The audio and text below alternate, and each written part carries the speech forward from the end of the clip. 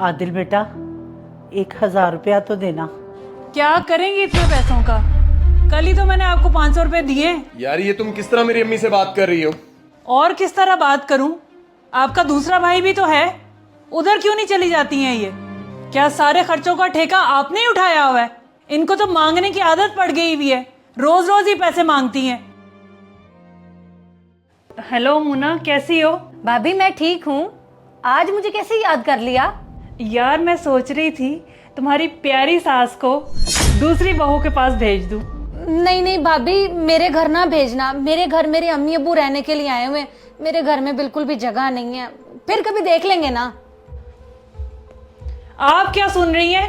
कोई भी बेटा और बहू आपको रखने के लिए तैयार नहीं है। जान छोड़ दो हमारी। आप ओल्ड एज हाउस में चली क्यों नहीं जाती? इसी बहाने हमें भी कुछ सुकून मिल जाएगा।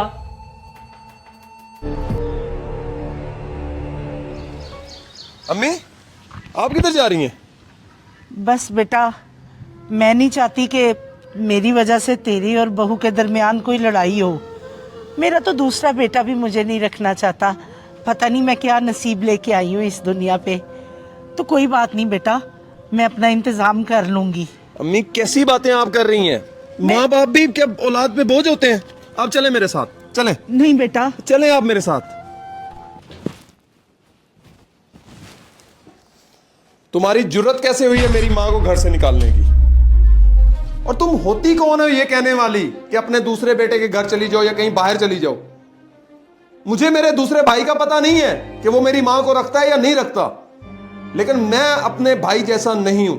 और फरा, मैं ये तुम्हें लास्ट टाइम वार्न कर रहा हूं, अगर आइंदा तुमने इस तरह की कोई हरकत की तो हमारे बीच कोई रिश्ता नहीं रहेगा।